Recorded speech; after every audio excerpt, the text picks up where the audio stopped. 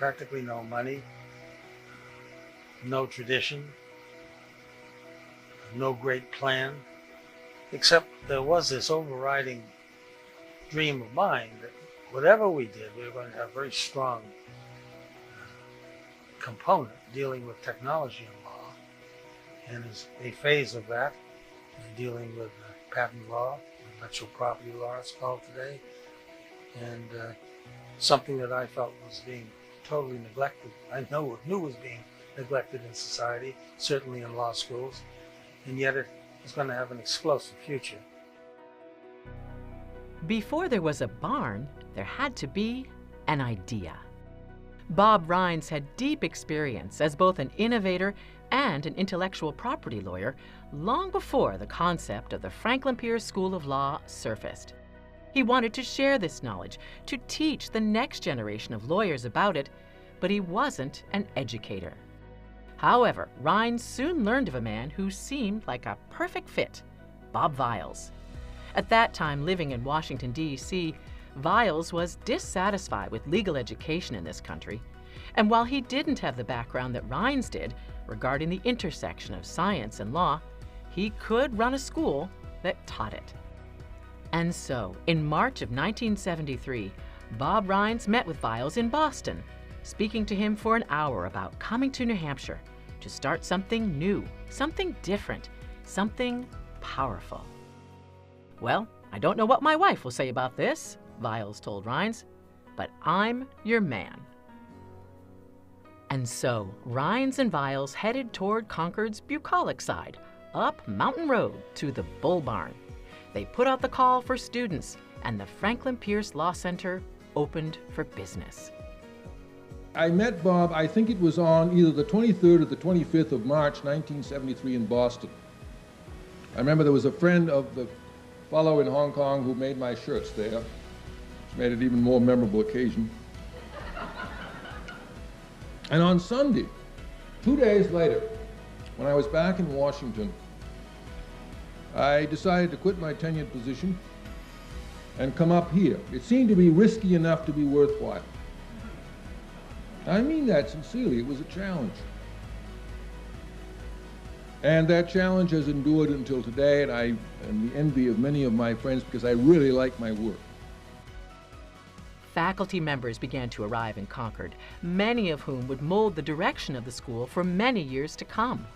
Dick Hesse, Tom Field, Dean Simpson, Hugh Gibbons, and Dane Buck all came, followed by Ruth Chevion, Bill Joyner, Phil Hazelton, Joe Dickinson, Peter Brown, and a staff on whose shoulders the school was built.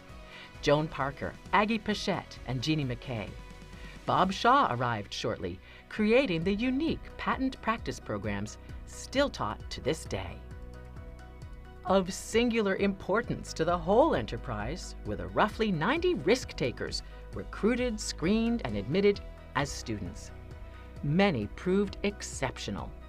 Among them were Jim Conway and Doug Wood. Today, Wood recalls those early years saying, "The first class was basically a class of a bunch of misfits. We came to an empty building, so we had no cafeteria, we had no books, we had nothing, but we were all characters." Jim Conway also notes, "We had no upperclassmen. We didn't know what to expect. The popular movie back in the day was The Paper Chase, which was all about how horrible law school is, but we didn't know any better, so we didn't know what it was supposed to be like, and there was nobody to tell us what the rules were. So we kind of made a lot of them up ourselves." So began Franklin Pierce Law. News broke on June 21st, 1975, that the school had begun negotiating to purchase the United Life and Accident Insurance Company building at 2 White Street in Concord, with the hope of moving in 1977. When the time came to go, the whole effort was handled by the students, like many other projects at the young law school. During the 2 weeks after Christmas, a cadre of student movers, nearly 24 all told, hauled books, desks, and assorted paraphernalia from the law school's original location on Mountain Road in East Concord to its new home near downtown at White and Washington Streets. So began the era at our current location. Although Franklin Pierce Law Center would come to host classes, events, and lectures in many parts of the country, even the world, still, it was at 2 White Street, Concord, New Hampshire, where we finally found our home. Clinics were added. In addition to actually training students to practice, the school was a beacon for residents of the area needing legal help. Bruce Friedman, Ellen Musinski, Chuck Temple, Mary Pilkington Casey joined as clinicians, while Marcus Hearn, Sarah Redfield, Jim Duggan, and Appy Saunders became part of the regular teaching faculty. Law librarians Judy Geyer and Cindy Lando came on board. Sometime around 1977, a student talent show, later named Jive, was born, and Big Bird flourished. Students and faculty alike managed to injure themselves during the annual Buck Bowl. Idea and Risk became our law journals, followed by the University of New Hampshire Law Review and the UNH Sports Law Review. In the mid-1980s, the school's focus on law and technology really took off. With the addition of Homer Blair and Bill Hennessy, the school expanded its intellectual property offerings and most notably became international, with an impressive array of new programs.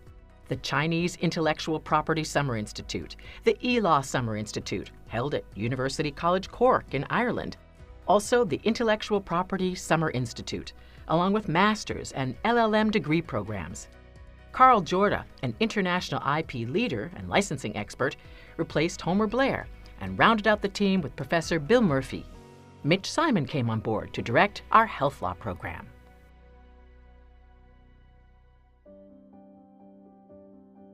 How does the beginning end? Bob Rhines retired as president, and then the Franklin Pierce community experienced tragedy. In short order, the deaths of Dean Viles, Bruce Friedman, Dane Buck, Joan Parker, and Eric Nizer occurred. The school wept. We needed stability and found it with the leadership of Admiral John Hudson, who was selected as our dean in the year 2000. Hudson served for more than a decade. Now reflecting on his long tenure, Hudson says the law school's key to success has always been its strict, almost obsessive, adherence to the rule of law. You know, in recent years, we've had some trouble with that. But that's what makes the United States of America different than most of the other countries, is the success we've had with adhering to the rule of law. And what is more important than a law school to teach people to do that, to be mindful of the law and support it in every moment of their life, basically. Hudson was joined by new faculty: Keith Harrison, John Orcutt, Sophie Sparrow, Susan Ritchie, Mary Wong, Peter Wright, Stan Kowalski, Amy Vornberg, and Albert Buzz Schur. The school expanded with a significant addition named after Professor Buck. Jeannie McKay retired. John Garvey came on as the director of the Daniel Webster Scholars Program. And we signed an agreement with UNH. Then, in the fall of 2011, another major step forward: an opening ceremony for the Franklin Pierce Center for Intellectual Property. It marked a momentous occasion for the school, with 3 judges from the Federal Circuit Court of Appeals and the former registrar of the Copyright Office, all in attendance. Now, UNH Franklin Pierce School of Law was firmly on the map for its intellectual property reputation. When Dean Hudson retired, he was followed by retired Chief Justice John Broderick, whose tenure as dean marked the opening of the school's 2 new centers. The IP Center opened actually during my first year here. So I was really proud that we kept our place and actually improved over time. I'm particularly proud of the Rudman Center. I had a lot to do with the board and getting that going. We raised over $4 million for it. And when I became dean, they asked me to help create a pillar here that was something beyond just intellectual property. Not that we were going to downgrade IP by any means, but we wanted to appeal to law students who would have been probably more like me, who were not focused on IP, but broader social policy issues. As dean, John Broderick invited Mike McCann, director of our sports and entertainment program, to join the faculty. Professor McCann says UNH Franklin Pierce was the first law school in the country to venture into sports betting in the law and has been a leader in sports and entertainment law. Now, about a decade after he came on board, McCann says he's proud to see how well his program's graduates are doing. We have students who are in those professions that are thriving. They're at law firms where some of their practice involves sports or entertainment, or often both. We have students that are involved with these industries, not necessarily as attorneys at firms, but doing other sorts of work. For instance, we have a number of students that have been hired by universities to work on NCAA issues, which have triggered all sorts of legal controversies in recent years. There's a lot of work in that space. I'm so proud of students that have worked so hard to get into those fields. Again, very competitive, but our students are diligent. They work super hard. We have students that are doing sports betting in the law. And it's really neat to work with students and then see them go on to succeed. Around the same time as McCann's arrival, Lucy Hodder also came to the school, reviving and expanding our health law and bioinnovation program. Professor Hodder says it's an incredibly dynamic field of practice that's constantly evolving. The last 10 years have seen a complete shift in our healthcare delivery model. We've seen the Affordable Care Act, we've seen changes in FDA regulation, we've seen the onset of biosimilars and biologic drugs, we've seen the COVID pandemic and all of the changes that have come from that. So major hospital consolidations and antitrust issues. Every single year I say, how can there be more happening in health law and policy? And there always is. And what's really been wonderful is the way we've been able to also rely on other core curriculum in the law school to fill out what these law students need to go and practice in the health law area. Along with expansions in health law and sports law, our school's Warren B. Rudman Center for Justice, Leadership, and Public Service also saw growth over the past decade, especially in the center's Summer Fellows program. Here's Center Director John Graby. The Summer Fellows program provides support so that students who land positions, volunteer positions over the summer with government agencies or nonprofits, that they can pay their bills. So over the last few years, the scope of the program has grown immensely through the efforts of many people in the building to find supplemental funding. And over the last 3 years, we have been able to provide support for each and every student who has secured an appropriate summer position. And again, the requirements are only that they work for a government agency or for a nonprofit. And many of our students work for government agencies and nonprofits that serve vulnerable populations. This year is going to be a record-breaking year. The last I heard, we have 85 students lined up to be Summer Fellows, and we look forward to supporting them. Graby says the Rudman Center's spirit of public service applies to everyone at the law school, no matter what field of study they pursue. We try to instill in all of our students the notion that a lawyer is somebody with an obligation to serve one's community. And this can come in the form of serving on boards, other forms of civic engagement, and of course the performance of pro bono legal work on behalf of people who need it. And over the years, UNH Franklin Pierce School of Law has expanded and solidified its national leadership in intellectual property law. Mickey Minhas, director of the Franklin Pierce Center for Intellectual Property, says with IP in the headlines every day, our graduates' expertise in this field is more important than ever. Over the last number of years, we're hearing a lot of technology buzzwords, whether it be the metaverse or blockchain or crypto or now artificial intelligence. Our technologies are rapidly evolving, and the law is naturally several steps behind of where technology is.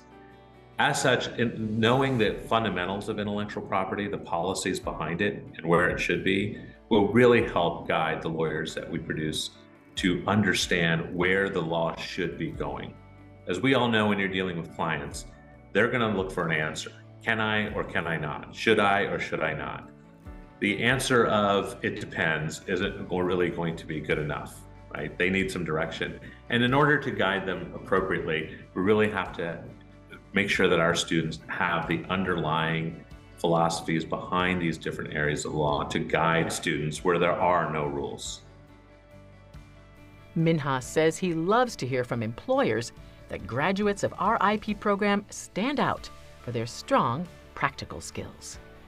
You know, we've heard time and time again from firms and other folks who have been hiring corporations and so on about how Franklin Pierce grads stand out with their practical knowledge.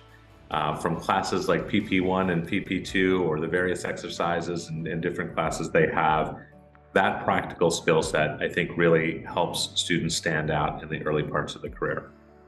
But UNH Franklin Pierce School of Law has not just innovated in the types of programs it offers, it's broken new ground in the way that the law itself is taught. One example is the Daniel Webster Scholars Program, a rigorous, skills-based 2-year simulated training program whose graduates are automatically admitted to the New Hampshire Bar. Here's Program Director Courtney Brooks. The program is a huge asset to the school because it brings a lot of attention to the school because we are really cutting edge in being the first in the country to have a competency-based program. Following COVID, a lot of states started to reassess whether the bar exam as it exists now makes sense and have looked at other ways to assess practice readiness. States are still struggling with how to do what we do. And I think that is because, and a lot of them tell me, it's because we have so much involvement of the bar, the court, and the bar examiners in the success of our program. After more than 15 years since the Daniel Webster Scholars Program began, Brooks says it's especially gratifying to see the strength of its alumni base. The truly special thing, and I think time and again, if you talk to a Daniel Webster Scholar alumni, they will say it's the camaraderie and the relationships that you build in the Daniel Webster Scholar Program. One of the graduates always says, once a Webster, always a Webster. Of course, in addition to all the programs, the deans, the professors, the staff, UNH Franklin Pierce School of Law has always been defined by our students. They've created something special here, a unique international culture, a spirit of camaraderie, of hard work, of innovation, and yes, fun. Over the years, our students became alumni, many achieving at the highest levels. Judges, members of Congress and state legislatures, mayors, and so many others who've contributed greatly to their fields and their communities. So, who are we today? Under the leadership of Dean Megan Carpenter, we're the innovative law school, with an emphasis on training students to practice law, with an international leadership reputation in intellectual property, and a passion through our Rudman Center for training the next generation of leaders in public practice and policy. We have full and diverse classes and loads of new faculty. And so, after 50 wonderful years, where are we going in the decades ahead? Here's the Dean of UNH Franklin Pierce School of Law, Megan Carpenter. The future of our law school draws significantly on our past. Our law school was founded with 2 principles in mind: to be the best intellectual property-focused law school in the country, and to train students to practice law, to be lawyers, not just to think like lawyers. And like the best innovations, those seem like no-brainers now, but at the time, this was highly unusual. The pioneering principles on which we were founded have served as a beacon, a North Star throughout the decades. They were the first principles we return to again and again when we engage in strategic planning, when we ask, what's next? Over the last 6 years, we've once again redefined professional graduate education. The creation of the hybrid JD in IP, technology, and information law has been transformative, not just for us, but for legal education as a whole. It's the first hybrid specialized law degree approved by the ABA. And the reason I get a lot of phone calls from deans asking, how did you all do that?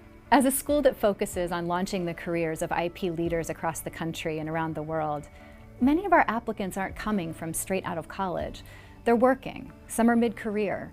And as we seek to diversify the legal profession, especially in the field of IP, we realized we need to meet students where they are. Law school's expensive, and if you're limiting the pool to people who can afford tuition and quit their job, maybe sell their home, move their family across the country, well, that's an increasingly narrow and privileged group of people. Through this program, we use technology to enable students to stay in their jobs and homes and become lawyers. We take them all over the country and hopefully soon around the world for intensive in-person courses that engage industry and law firm leaders. So they're learning not just from our stellar full-time faculty, but from people on the cutting edge of legal issues. This takes Franklin Pierce beyond Concord and gives us a presence across the United States. And the students are building their professional networks, all while they're in school. This program, like DWS, our residencies, the great work being done by our centers, and all the other innovations that have come before, is reimagining legal education in a way that is true to our principles and will benefit students, to train them to hit the ground running and to run faster and go farther than their peers. And this program has led to the highest enrollment in the history of the school and the most diverse student body we have ever had. What are our goals going forward? To reinvent professional graduate education as we know it. With the advent of AI and disruption in the legal services industry, we need to reconceptualize legal education to teach students new skills, how to be strategic advisors, counselors, how to combine business and legal judgment. We do that through our clinics, our residency program, DWS, our faculty who are committed to practical teaching, and these groundbreaking immersive capstone short courses across the country. The old model of higher education was to take a group of students and isolate them like a monastery, keep them separate from the real world, and then they can truly focus on their learning. But law is all about the real world. We should contextualize learning for our students to bust through that brick and mortar and help them make real connections. A second goal is to have a student body that reflects the diversity of our time. As the first woman dean at this law school, I'm incredibly passionate about this. In 6 years, we've increased diversity more than 6-fold. We have the highest percentage of students of color of any college in the university system, and significantly comprised of underrepresented minorities. We're about 10% veterans or active duty military, about 15% LGBTQ. We have more mid-career learners and non-traditional learners than we've ever had. Our entering classes span either 5 or 6 decades, depending upon whether we have a 1L in their 70s. We're also focusing on rebuilding our strength and reach on a global scale, educating the next generation of IP leaders around the globe. We've historically had relationships in places like China, India, South Korea, Taiwan, and across Latin America. And we need to fortify and strengthen those relationships and to build in emerging IP markets like Nigeria and Indonesia. The work that Professor Kowalski has done in emerging economies is foundational here. A fourth goal, to engage our alumni every step of the way. We can't do what we do without our alumni, who are truly pioneers. We have the highest alumni giving in the history of the school, from 2.7% to 11.4%. We can't be the leader we need to be. We can't be the innovators we need to be without the support and engagement of our alumni every day. Finally, to maintain financial strength and to be true to who we are, we can't rest. It's the dilemma of an innovator that we're the first to do many things, but there are a lot of people behind us, and we need always to be asking the question, what's next? As Dean Viles said, the prospect of starting the law school was a rare opportunity to stop talking about what's wrong with legal education and start doing something about that. We started doing it in 1973, and we still are 50 years later. It is an honor and a privilege to lead this school, and I can't wait to work with our alumni, our faculty, our staff, and our students on what's next.